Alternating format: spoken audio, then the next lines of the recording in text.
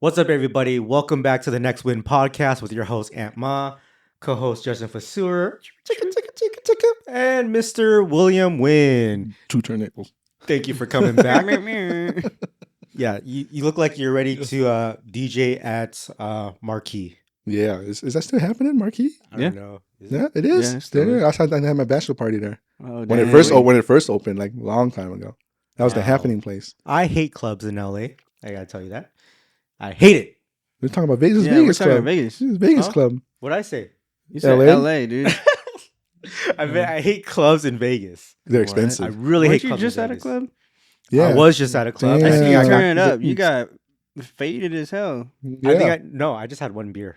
Damn. Yeah, and you were faded. I was just really tired because it was like 5 a.m. But and I think I got COVID from the club Yeah, Definitely. because it was jam packed. Tiesto was DJing and it was like shoulder to shoulder, and we're at a table. It was just crazy, man. It was so packed. But I hate clubs in Vegas because the bouncers think they're all that. You know what I'm talking about? I mean, low key, they are. They're gonna kick you out. So do they have to power trip? I'm just You kidding. know what I learned? So my sister, calling her out, she used to date this really rich guy, and when he went to Vegas here, you know what he did? He tipped every bouncer like $100. And Oh. then And what they were did I do? they were like super nice, like cut in line restrooms. Yeah. Like they just walked, like my sister had to use the restroom, walked her in, cut her in line, like left everyone out away from our table. And you wanted to check, you just pointed a check, he'll bring them over, and like that's a damn. That's who we got to party with. Yeah, He's got to pay for us. yeah. Yeah. We gotta find some rich guy. Yeah, no, like because we're not the rich guys. No, Nope. we're not really. because anytime I go How to a about the club, dollar? you know, bouncer always staring at us, right? They're ready to kick you out if Oh, yeah. anything were to happen. Yeah. I'm like, dude, the way you just stare at me all the time. I hate this feeling. Yeah. That's why I hate Vegas clubs. But you That's all. tip them, they'll be nice to you. I ain't gonna tip them. That's why I'm a normal person. Who's gonna tip a bouncer, dude? maybe like maybe $5 and we'll give you the eye off of you. You know what I mean? It's If $5. Don't look at me. If it's a good day, I'm tipping the guy in the bathroom.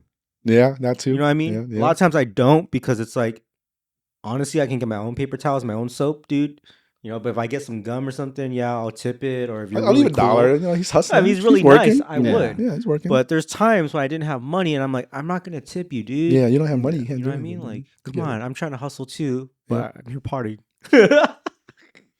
All right. So today's topic. Oh, we're recording. My bad. Yeah, no. So today's episode, we are actually talking about why Vegas people or people in Vegas are not using down payment assistance programs. Mhm. Is it because they don't know about it?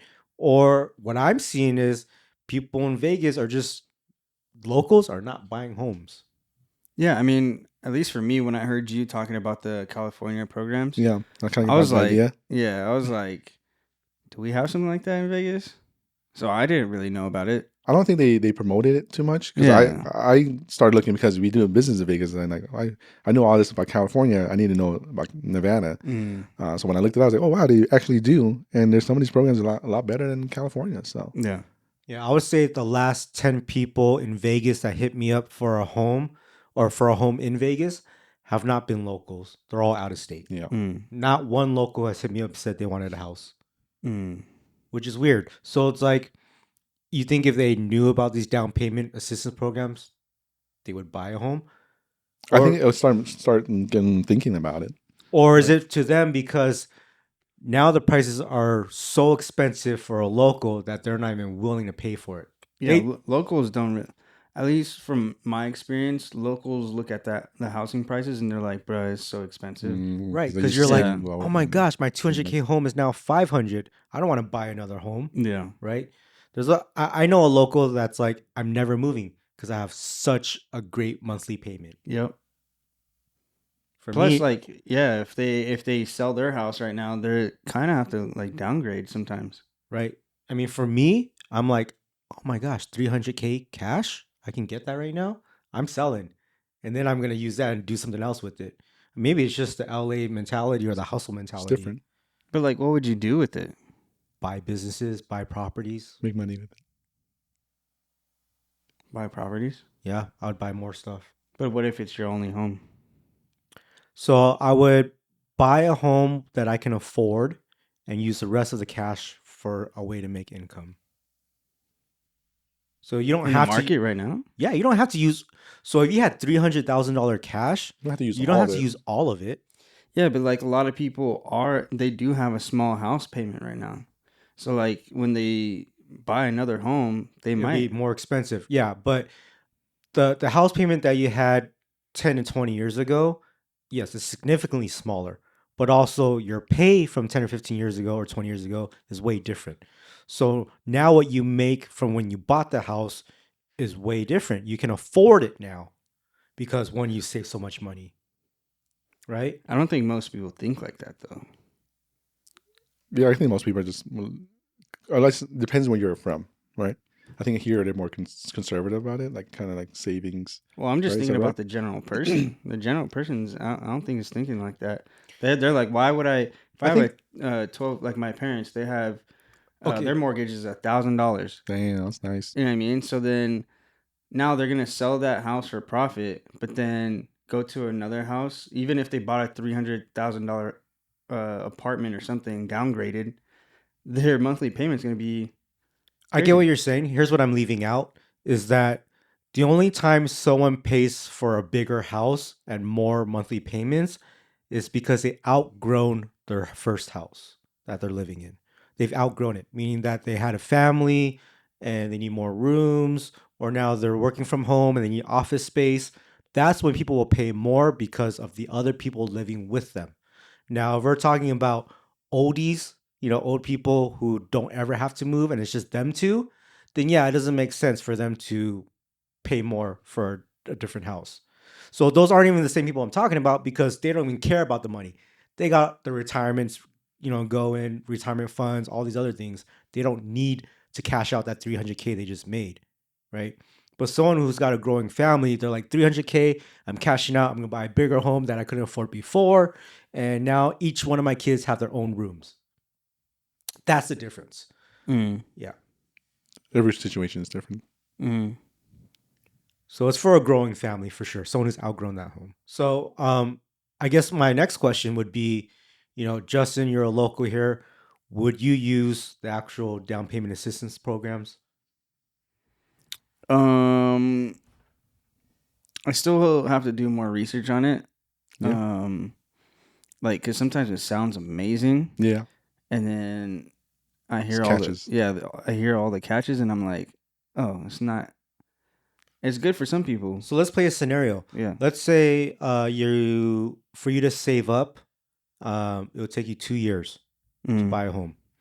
But if you can get it right now with a down payment assistance program, would you rather do that? Or would you rather keep busting your butt for the next 2 years? Mm. And then home prices are going to be insane in 2 years. Yeah, I mean, like when you put it that way, it makes sense. But then I'm also thinking about the cons, I guess. What is the con for you? Being locked into a place. But you don't have to be. You can What do you just sell it and, you just get some of that money back. mean? Yeah, I guess. I think that's the mentality that people get scared of. I'm locked in for, they see 30 years, right? Well, I'm it's not stuck. it's not the years. It's like, okay, it's going to be locked into a $300,000 apartment or whatever. You know what I mean? It's like, I want to buy a house, dude. You know what I mean? Yeah. So like with $300,000, like we just spoke about on that one program, that's a condo, Right. like a 1-bedroom But- condo. It's a stepping, right? It's a step, right? So It's a stepping stone. So yeah, stepping stone, yeah. I get it that you want to buy your home. Right If away. you can't afford your dream home, you got to start somewhere. We're working at So it. a lot of my clients, they're like, I'm going to save up for 2 years to buy my dream home. I'm like, well, to be honest, your dream home is never your forever home until you find your next dream home. Mm. So if you can't afford your 3-bedroom home with the pool that you've been dreaming of for the last 10 years, it's okay. Instead of working so hard and getting another job and then your wife has to get another job just to save up, why don't you just buy something you can afford now that you're comfortable with, because you don't need all these extra bedrooms, and get this condo for 2 years, live in it. And then when it increases, you can sell it. And now you have that down payment because you made money. Profit. by just sleeping in the home, not by getting 2 more jobs. Yep.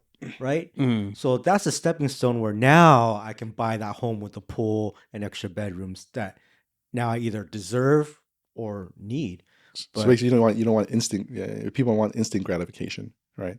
Like kids nowadays, YouTube or Netflix, Right. no commercial, instant gratification. But sometimes it's good to just take steps and Like- get there.